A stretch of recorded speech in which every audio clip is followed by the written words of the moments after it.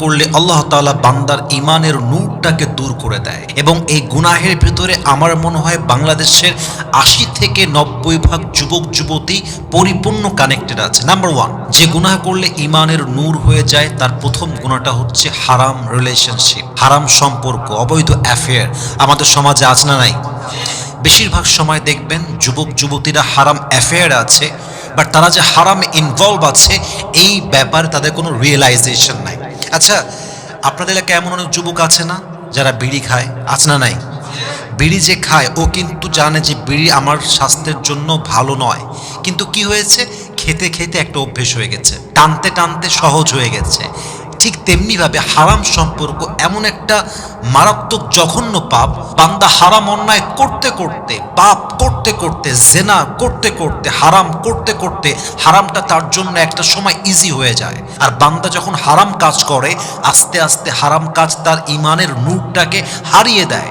বান্দা তার ঈমানের স্বাদটা হারিয়ে ফেলে। নামাজ পড়ে, নামাজে মন নাই, কোরআন পড়ে, কোরআন তেলাওয়াতে মন নাই, জিকির করতে চাইলে জিকিরে মন বসে না, মসজিদে গেলে মসজিদে মন বসে না। কারণ কি?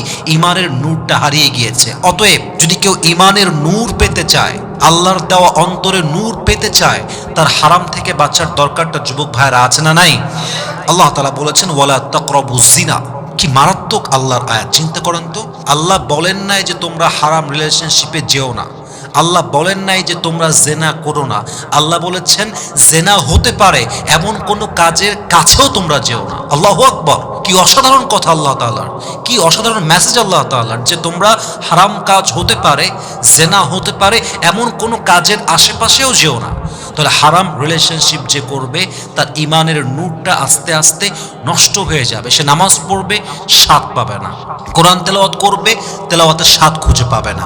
অতএব যদি ঈমানের নূর পেতে চান, break up your relationship today. হয় বিয়ে করেন অথবা হারাম থেকে বের হন। যদি হারাম থেকে বের হতে পারেন, আপনাকে ঈমানের নূর দান করবে একজন, তিনি কে? 2 নাম্বার, ঈমানের নূর তখন দূর হয়ে যায় যখন বান্দা প্রতিনিয়ত পর্নোগ্রাফি দেখে, উলঙ্গ ভিডিও দেখে, উলঙ্গ মেয়েদের ছবি দেখে, তখন আস্তে আস্তে ঈমানের নূরটা ডাউন হয়ে যায়।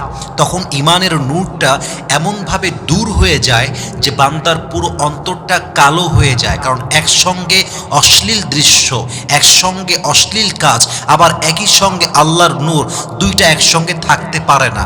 যে নূরটা পবিত্র, সেই নূর যেখানে যাবে সে অন্তরটাও হতে হবে পবিত্র। আপনার অন্তর যদি পবিত্র না হয়, এই অন্তরে কখনো পবিত্র নূর আসবে না। তো আল্লাহ প্রদত্ত নূর পেতে চাইলে পর্নোগ্রাফি থেকে বাঁচার দরকার আছে না নাই? 2 নাম্বার, পর্নোগ্রাফি আপনার ঈমানের নূরকে দূর করে দেয়। 3 নাম্বার, বেশি বেশি গান শোনা।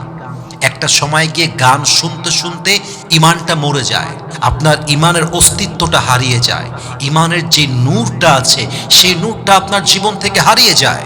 আল্লাহর হাবিব বলেছেন আল গিনাউ ইউমবিতুন নিফাক ফিল কলব।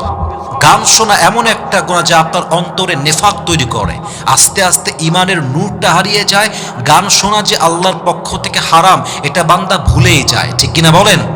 অতএব গান আপনাকে আস্তে আস্তে ঈমানের নূর থেকে দূরে হটিয়ে দেয়। এই জন্য প্রিয় যুবক ভাইয়েরা আমার, যত দিন বেঁচে আছেন চেষ্টা করবেন যদি অভ্যেস গান শোনার থেকেই থাকে, আস্তে আস্তে এই জীবন থেকে বের হয়ে আসবেন।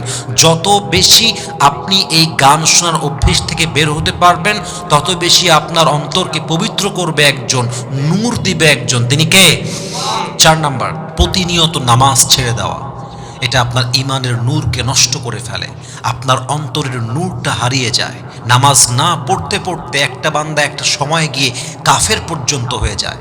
কারণ একজন মুসলমানের মাঝে আর একজন কাফেরের মাঝে একটাই পার্থক্য, পার্থক্যের নাম হচ্ছে নামাজ। কাফের নামাজ পড়ে না, আর মুসলমানের পরিচয় সে নামাজ পড়ে, সে আল্লাহর সামনে সেজদা দেয়, সে আল্লাহর জন্য ইবাদত করে।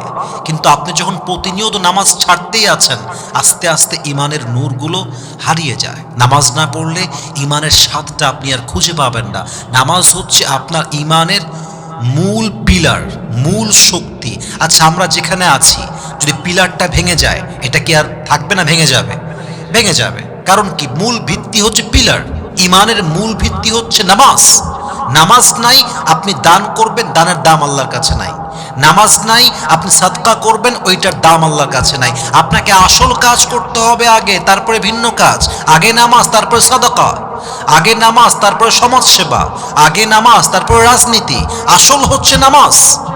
নামাজ যে পড়ে না, নামাজ যে ছাড়তেই থাকে, একটা সময় গিয়ে নামাজ তার অন্তরের সমস্ত অন্যায় তথা তার নামাজ না পড়ার এই অন্যায়টা তার অন্তর থেকে তার ইমানের সমস্ত নূরগুলোকে দূর করে দেয়, সরিয়ে ফেলে। প্রিয় বোন আমার, প্রিয় যুবক ভাইয়েরা আমার, যদি ইমানের নূর ধরে রাখতে চান, ইমানটাকে নিজের অন্তরে স্থির করতে চান, 5 ওয়াক্ত নামাজ অন টাইমে পড়বেন। ইন্না সলাতা তানহা আনিল ফাহশাই ওয়াল মুনকার ফাওয়াইলুল লিল মুসাল্লিন আল্লাযীনা হুম আন সলাতিহিম সাহুন। যে নামাজকে পড়তে গিয়ে অলসতা করে, অবহেলা করে, তাদের জন্য আল্লাহ তাআলা ওয়াইল নামক জাহান্নামকে নির্ধারিত করে রেখেছে। কিন্তু নামাজ যদি কেউ কন্টিনিউ পড়ে, আল্লাহ বলছেন নামাজ তাকে অশ্লীল কাজ থেকে, পর্নোগ্রাফি থেকে, গান শোনা থেকে, হারাম রিলেশনশিপ থেকে নামাজ একটা সময় গিয়ে তাকে ফিরিয়ে নিয়ে আসবে। এটাই হচ্ছে আল্লাহর ওয়াদা। সুবহানাল্লাহ পড়বেন না আপনারা সবাই? অতএব ইমানের নূর ধরে রাখতে চাইলে অবশ্যই 5 ওয়াক্ত নামাজি আপনার হতেই হবে। 5 নাম্বার, যেই গুনাহটা আপনার অন্তরের নূরকে দূর করে দেয়, সে গুনাহের নাম হচ্ছে অহংকার। যে অহংকার হয়, যে অহংকারী হয়, তার হৃদয়ে আল্লাহর নূরটা থাকে না। অহংকারী বান্দা যে হয়, সে আল্লাহর মোকাবেলায় যুদ্ধ করে, কারণ অহংকারটা হচ্ছে আল্লাহর চাদর। আর যে অহংকার করে, সে আল্লাহর চাদর ধরে টান দেয়। এবং মাথায় রাখবেন, অহংকারী বান্দা তার মন থেকে কখনো সুখী হতে পারে না।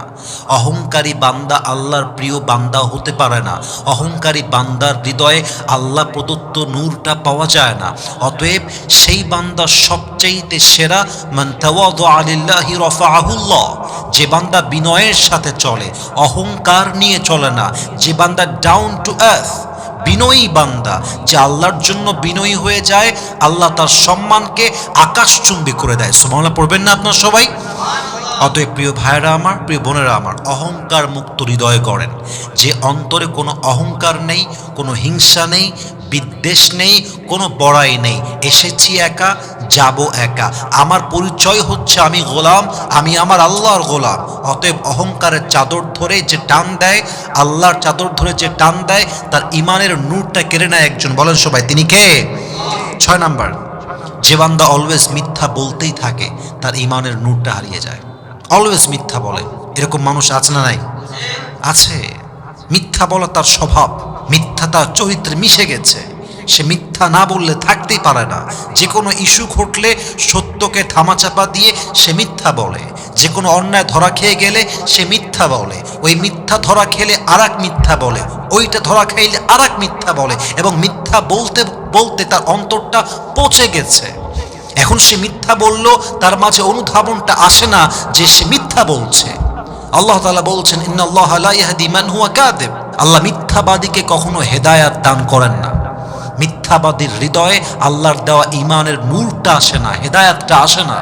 অতএব পবিত্র অন্তর রাখতে চাইলে, পবিত্র হৃদয়ে আল্লাহর নূর পেতে চাইলে অবশ্যই অবশ্যই আপনাকে এই অন্তর পবিত্র করার জন্য অহংকার মুক্ত হতে হবে। অ্যাট দ্য সেম টাইম এই অন্তরে কোনো মিথ্যার জায়গা দেওয়া যাবে না, কোনো মিথ্যা চিন্তা করা যাবে না। কাউকে মিথ্যা বলে ঠকিয়ে আল্লাহর ইমানের নূরটা পাওয়া সম্ভব হয় না, ঠিক কিনা বলেন? 7 নাম্বার, যে বান্দা কখনো কোরআন তেলাওয়াত করতে চায় না, আল্লাহর নূরটা তার জীবন থেকে হারিয়ে যায়। আল্লাহর জিকির করতে হবে, আল্লাহর কোরআনটা তেলাওয়াত করতে হবে, আল্লাহ স্মরণ করতে হবে। আলা বিযিকরিল্লাহি তাতমাইন্নুল কুলুব। আল্লাহ বলছেন এই অন্তরের শান্তি তখন পাবা যখন আমি আল্লাহকে স্মরণ করবা। আল্লাহকে স্মরণ করবেন কেমনে? নামাজের মাধ্যমে, জিকিরের মাধ্যমে, কোরআন তেলাওয়াতের মাধ্যমে। আল্লাহর হাবিব বলেছেন, বান্দা যখন কোরআন তেলাওয়াত করে, বান্দা কোরআন তেলাওয়াতের মাধ্যমে সরাসরি আল্লাহর সঙ্গে কথা বলা শুরু করে দেয়। সুবহানাল্লাহ পড়বেন না আপনারা সবাই? তো যত কোরআন তেলাওয়াত করবেন, আপনার কলবটা পরিষ্কার হবে, আপনার ইমানের নূরটা বৃদ্ধি পাবে। ইভেন এটার রাজসাক্ষী আমি নিজে।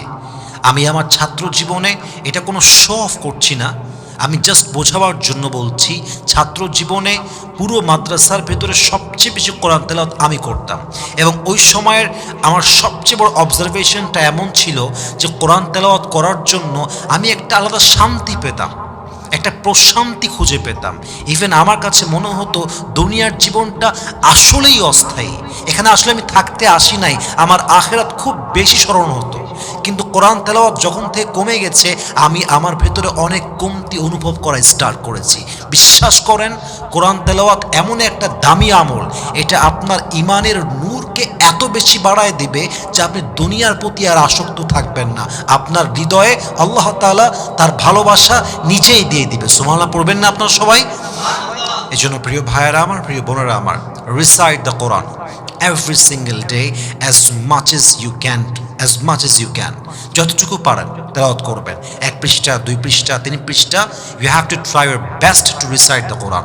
যতটুকু পারা যায় প্রত্যেক দিন অন্তত পক্ষে ফজরের নামাজের পরে বাহিরে বের হওয়ার আগে 1টা পৃষ্ঠা হলেও পড়বেন, 2টা পৃষ্ঠা হলেও পড়বেন, হাফ পৃষ্ঠা হলেও পড়বেন, তেলাওয়াত করবেন। আপনি তেলাওয়াত করার সাথে সাথেই আপনার মনে একটা প্রশান্তির ছোঁয়া, ইমানের ছোঁয়া, ইমানের নূর, ইমানের প্রশান্তি দিবে একজন। তিনি কে? আল্লাহ আমাদের সবাই